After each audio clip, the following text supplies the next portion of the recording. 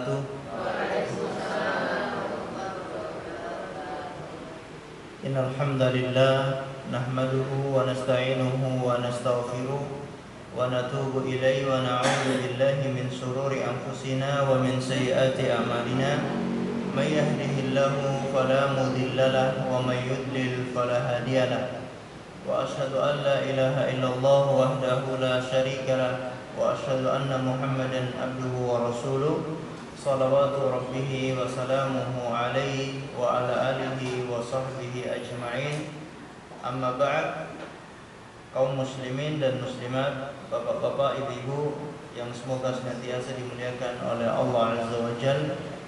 Alhamdulillah, kita bersyukur kepada Allah karena pada kesempatan pagi ini kita masih diberi kekuatan, kesempatan, taufik dan hidayah sehingga kita bisa sama-sama menghadiri pengajian rutin. Semoga kajian ini memberikan untuk kita ilmu yang bermanfaat. Amin ya rabbal alamin. Salawat dan taslim semoga tetap tercurahkan kepada junjungan kita Nabi besar Muhammad sallallahu alaihi wasallam dan juga kepada seluruh keluarganya, para sahabatnya dan umatnya yang setia mengikuti tuntunannya sampai hari kiamat. Baik, Bapak Ibu yang dimuliakan oleh Allah Subhanahu wa taala, kita lanjutkan kajian tafsir surat Asy-Syams. Allah Subhanahu wa taala berfirman, "Wasyamsi wadduhaha wal qamari idza talaha wan nahari idza jallaha wal laili idza yaghshaha was samaa'i wama banaha wal ardi wama tahaha wa nafsi wama sawwaha fa alhamaha fujuraha wa taqwaha."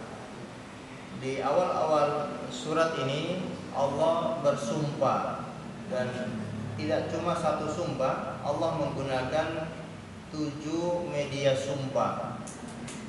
Dan ketika Allah bersumpah dengan sesuatu, menunjukkan ada hal penting yang ingin Allah jelaskan. Karena namanya pembicaraan, jadi namanya perkataan itu akan semakin berbobot tergantung siapa yang berkata, kemudian seperti apa yang dia katakan. Jadi kalau kita melihat perkataan itu berbobot atau tidak, ya kita melihat siapa yang sedang berbicara. Kalau orangnya semakin penting, maka bicaranya semakin berbobot, ya. Kalau memang orangnya penting, pejabat misalkan, kalau berbicara pasti akan didengar. Karena orang tahu siapa yang sedang berbicara. Kemudian apa yang dibicarakan, ya, temanya apa, materinya apa yang dibicarakan, itu juga menentukan. Dan termasuk bagaimana cara dia berbicara. Kalau kita lihat di dalam surat ini, Allah Subhanahu wa taala yang berbicara. Kalau Allah yang berbicara, maka ucapan Allah pasti sangat berbobot dibandingkan dengan ucapan yang lain. Karena kalau ucapan yang lain mungkin ada potensi tidak benar, ada potensi berbohong. Mungkin seseorang berjanji begini-begini, bisa jadi ada yang ditepati, ada yang tidak ditepati. Tapi kalau Allah Subhanahu wa taala yang berbicara pasti benar, dan kalau Allah berjanji pasti akan Allah tepati. Kemudian bagaimana cara Allah berbicara? Dalam ayat ini Allah menggunakan sumpah. Ada yang masih ingat berapa media sumpah yang Allah gunakan dalam surat Asy-Syams ini? Ada 7 media sumpah. Allah bersumpah dengan matahari, kemudian Allah bersumpah dengan bulan, kemudian dengan siang hari, kemudian malam hari. Allah bersumpah dengan langit, Allah bersumpah dengan bumi, dan Allah bersumpah dengan jiwa, ya, untuk menjelaskan, ya, perkara yang akan disebutkan oleh Allah setelahnya pasti perkara yang sangat penting, sehingga sampai Allah menggunakan sumpah. Seandainya Allah tidak menggunakan sumpah, kira-kira kita percaya atau tidak? Ya, pasti percaya, karena yang mengucapkan adalah Allah Subhanahu wa taala. Apalagi Allah sampai menggunakan sumpah. Dan kita tahu bahwa sumpah itu tujuannya untuk apa? Orang bersumpah, kira-kira untuk apa dia bersumpah? Bertanya. Percaya. Biar orang lain percaya. Betul. Jadi sumpah itu fungsinya untuk menguatkan ucapannya agar dipercaya oleh orang lain. Seandainya Allah tidak gunakan sumpah, kita sudah percaya. Tapi Allah sampai menggunakan sumpah supaya kita punya perhatian khusus, kita punya perhatian lebih kalau Allah ingin membicarakan perkara yang sangat penting. Di ayat yang ke-8 Allah Subhanahu wa taala mengatakan fa'alhamaha fujuraha wa taqwaha, dan kami ilhamkan kepadanya fujuraha, keburukannya, wa taqwaha, dan kebaikan atau ketakwaannya. Fa'alhamaha itu bisa dimaknai dengan kami jelaskan, kami terangkan kepadanya, ya. Kepadanya itu kepada apa? Sesuai dengan ayat sebelumnya. Ayat sebelumnya berbicara tentang jiwa, ya. Demi jiwa dan penyempurnaannya. Kemudian Allah mengatakan fa'alhamaha, dan kami ilhamkan kepadanya, maksudnya kepada apa? Kepada jiwa itu. Kami ilhamkan pada tiap-tiap jiwa itu fujur, jalan keburukan, dan jalan ketakwaan. Jadi masing-masing jiwa itu memang sudah dijelaskan oleh Allah, ini jalan keburukan, ini jalan kebaikan.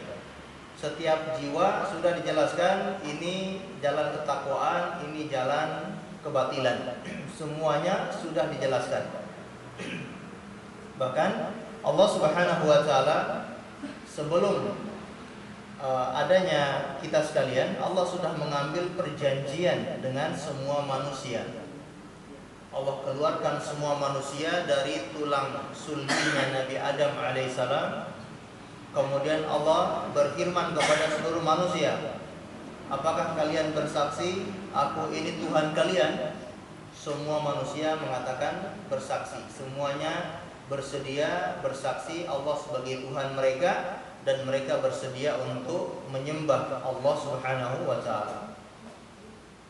Tapi kenyataannya, pada realitanya ada manusia yang beriman kepada Allah, ada manusia yang tidak beriman kepada Allah Subhanahu wa taala. Jadi kami tunjukkan atau kami ilhamkan, kami jelaskan kepada jiwa itu jalan kebaikan dan jalan keburukan. Ini senada dengan firman Allah Subhanahu wa taala dalam surat Al-Balad. Surat Al-Balad ayat yang ke-10. Kata Allah, "Wa hadainahum najdain." Dan kami berikan petunjuk kepada mereka najdain, yaitu dua jalan. Kita hidup ini sudah dikasih dua jalan oleh Allah Subhanahu wa taala. Jalan kebaikan dan jalan keburukan. Tergantung kita mau memilih jalan yang mana. Berarti kita ini dikasih pilihan atau tidak oleh Allah? Kita dikasih pilihan. Bahkan kita dari kecil pun sudah bisa memilih. Ya, kita bisa memilih pakai baju apa, kita memilih mau makan apa, menunya apa. Itu juga pilihan kita. Saya lagi pengen menu ini, saya lagi pengen makan ini. Itu pilihan siapa? Ya pilihan kita masing-masing. Saya pengen bangun rumah ini, saya pengen beli kendaraan ini. Semua keinginan kita masing-masing. Termasuk ketika orang mau menikah juga pilihannya masing-masing. Ya, dia memilih siapa calon pendampingnya. Semua itu pilihan kita masing-masing. Begitupun dalam urusan ibadah, dalam urusan amal soleh, itu juga pilihan kita masing-masing. Setiap orang bebas memilih. Dia bebas memilih untuk beribadah atau dia tidak beribadah. Dia bebas memilih untuk melakukan yang dilarang atau meninggalkan yang dilarang. Masing-masing itu sudah dikasih pilihan oleh Allah Subhanahu wa taala. Allah Subhanahu wa taala berfirman dalam surat Al-Kahfi ayat 29. Surat Al-Kahfi ayat 29 kata Allah, wa qulil haqqu mir rabbikum faman syaa'a falyu'min wa man syaa'a falyakfur. Katakan, sesungguhnya kebenaran itu dari Tuhan kalian. Barang siapa yang ingin beriman, maka silakan. Jadi dikasih pilihan, mau beriman silakan. Faman syaa'a falyakfur, dan barang siapa yang ingin kafir juga silakan, kata Allah Subhanahu wa taala. Berarti ya tidak masalah kita pilih. Mungkin ada yang memilih jadi kafir, ada yang memilih jadi beriman, ada yang tidak mau beriman, ada yang memilih kafir. Berarti tidak masalah karena dikasih pilihan sama Allah Subhanahu wa taala. Apakah seperti itu? Ada orang kafir yang mengatakan, ya tidak masalah saya jadi kafir karena kan Allah yang kasih pilihan. Allah memberi pilihan dan saya memilih jadi kafir. Apa masalahnya? Gitu kan? Benar seperti itu? Benar, Allah kasih pilihan, tapi ingat, bukan sampai di situ saja. Allah memberi pilihan, tapi Allah juga sudah menyediakan ancamannya. Ayat yang kita baca ini lanjutannya kata Allah Subhanahu wa taala, inna a'tadna lidzalimina naron. Kami sudah sediakan bagi orang-orang zalim itu api neraka. Yang beriman silakan, yang kafir silakan. Tapi kami sudah sediakan bagi orang-orang yang zalim itu api neraka. Berarti walaupun itu dikasih pilihan oleh Allah, tapi dikasih ancaman. Kalau siapa yang memilih jadi kafir, maka balasannya adalah neraka. Berarti Anda yang memilih jadi orang penghuni neraka. Jadi yang memilih kafir berarti dia memang memilih jadi penghuni neraka. Kalau yang memilih beriman, memang dia pengen jadi penghuni surga. Jadi itu pilihan kita masing-masing, tergantung mau pilih yang mana. Kalau memilih kafir, resikonya seperti ini. Mau milih beriman, balasannya seperti ini. Mau milih berbuat kebaikan, balasannya seperti ini. Mau milih berbuat keburukan, balasannya juga sudah ada balasannya masing-masing. Semua yang dikerjakan manusia di muka bumi ini sudah disiapkan balasannya oleh Allah. Sekecil apapun perbuatan itu, yang baik maupun yang buruk, sudah ada balasannya. Wa may ya'mal mithqala dzarratin khairan yara wa may ya'mal mithqala dzarratin syarran yara. Barang siapa yang melakukan kebaikan sekecil biji sawi pun, dia akan melihat balasannya. Dan siapa yang melakukan keburukan sekecil biji sawi pun, dia pun akan melihat balasannya. Jadi semua yang kita kerjakan ini akan dimintai pertanggungjawaban oleh Allah Subhanahu wa taala. Dan kita dikasih pilihan, kita dikasih perangkat-perangkat untuk bisa memilih. Kecuali kalau mereka yang memang tidak memiliki perangkat-perangkat tersebut. Perangkat itu ada pendengaran, ada penglihatan, dan juga ada hati. Hati itu maksudnya akal. Jadi kadang disebut dengan hati, kadang disebut dengan akal. Jadi semua ini sudah Allah berikan kepada manusia. Allah kasih pendengaran, Allah kasih penglihatan, Allah kasih akal pikiran. Baik. Tapi kalau ada yang tidak menggunakan dengan sebaik-baiknya, maka itu tanggung jawab sendiri. Kalau ada yang menggunakan dengan sebaik-baiknya perangkat-perangkat ini untuk mengenal kebenaran, untuk melakukan ketaatan, berarti dia akan melihat balasannya. Kecuali orang-orang yang memang tidak punya perangkat, dia tidak punya pendengaran, dia tidak bisa melihat, atau memang dia tidak berakal, maka kata Nabi SAW, 3 orang inilah yang paling kencang, yang paling kencang berdebat dengan Allah pada hari kiamat. Jadi ada 3 orang yang paling kencang, yang paling keras berdebat sama Allah pada hari kiamat. Yang pertama orang yang buta. Orang yang buta, dia beralasan di hadapan Allah, ya Allah, saya lahir dalam kondisi mata saya tidak bisa melihat. Saya tidak melihat ada kebenaran, saya tidak melihat ada nabi yang diutus. Maka tergantung Allah yang menilai apakah dia alasannya diterima atau tidak diterima. Yang kedua orang yang tuli. Dia beralasan di hadapan Allah, ya Allah saya sejak lahir tidak bisa mendengar. Jadi kebenaran yang disampaikan saya tidak mendengar. Dakwanya para nabi, dakwanya orang-orang soleh, dakwanya orang-orang yang berdakwah, saya sama sekali tidak mendengar sama sekali ya Allah. Maka tergantung Allah yang menilai apakah dikasih uzur atau tidak. Dan yang ketiga orang yang tidak berakal, alias orang gila. Nanti dia berargumen di hadapan Allah, ya Allah saya ini dulu di dunia gila, tidak berfungsi akal saya. Bahkan anak-anak kecil itu melempari saya dengan kotoran unta. Ya, orang gila diarak di perkampungan dilempari oleh anak-anak kecil dengan kotoran unta. Dalam hadisnya disebutkan seperti itu. Ya. Saking hinanya dia tidak berakal, orang-orang merendahkan dia karena dia tidak berakal. Maka tergantung Allah yang melihat apakah dia mendapatkan keringanan, mendapatkan uzur atau tidak. Oleh karena itu, yang menjadi patokan seseorang itu dikasih beban untuk menjalankan aturan-aturan agama adalah akal. Jadi akal ini menjadi patokan orang itu sudah dikasih beban syariat agama atau belum.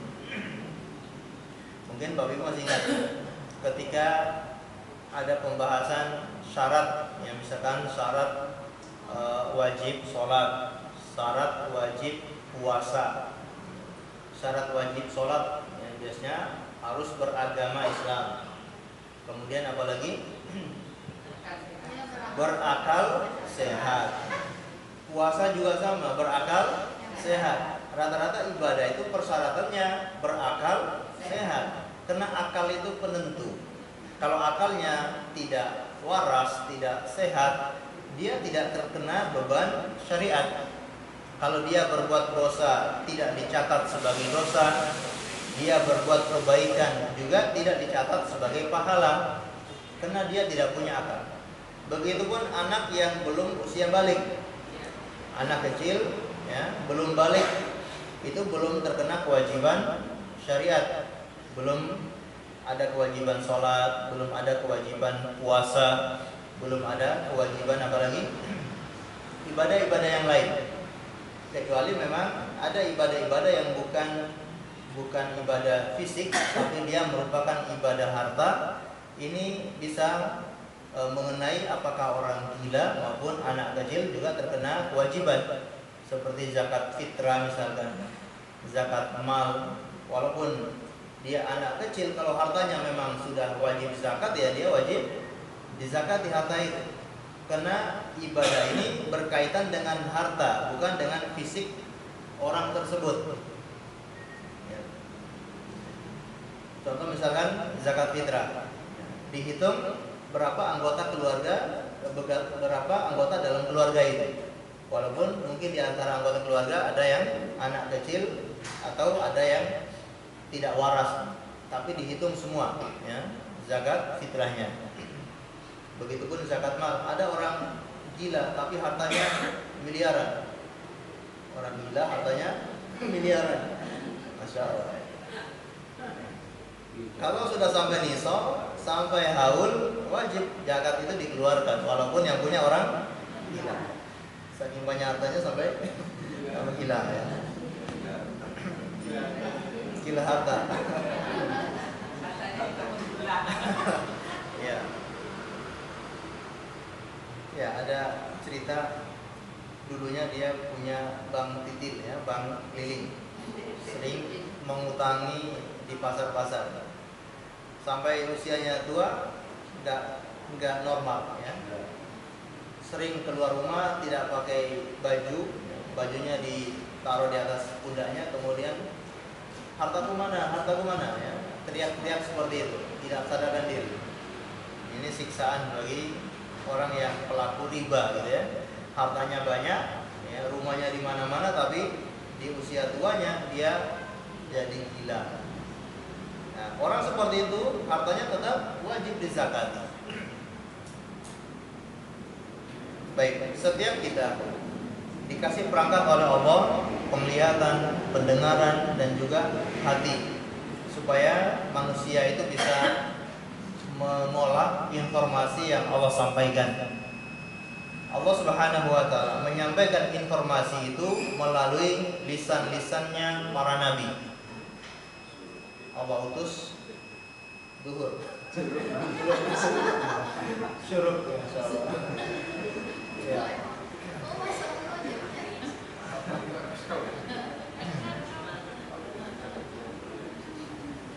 Allah utus para nabi untuk menyampaikan informasi dari Allah, ya.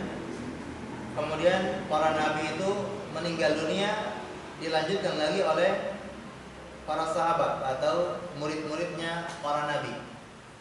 Murid-muridnya sahabat melanjutkan lagi menyampaikan informasi itu kepada manusia. Begitu seterusnya sampai hari kiamat, selalu ada orang-orang yang menyampaikan informasi dari Allah. Nah, informasi ini kita dengar. Ketika ada ceramah kita dengar. Ketika ada tausiah kita dengar. Kira-kira semua mendengar tausiah ini atau tidak? Insya Allah semuanya mendengar, ya. Berarti kita bisa mendengar informasi itu. Diingatkan untuk sholat, diingatkan untuk puasa, diingatkan untuk ibadah. Kita dengar dan kita melihat. Kita melihat ada ayat Al-Quran, kita melihat ada tanda-tanda kebesaran Allah. Allah menciptakan alam ini, kita bisa saksikan bagaimana kuasanya Allah di dalam menciptakan alam semesta ini. Dengan melihat itu kita bisa berpikir, berarti ini tidak sia-sia. Ada yang menciptakannya. Terbitnya matahari dari timur ke barat, pergantian malam dan siang, itu semua kita bisa melihat, ya. Maka dengan melihat itu kita bisa berpikir pasti ada yang mengaturnya, yaitu Allah Subhanahu wa taala. Termasuk kita dikasih akal, dikasih hati oleh Allah untuk bisa berpikir. Untuk bisa berpikir, termasuk berpikir apa yang bermanfaat untuk diri kita. Dalam urusan dunia saja, kita selalu berpikir apa yang bermanfaat untuk diri kita. Ketika dikasih pilihan, ini ada makanan yang lezat, ini ada racun.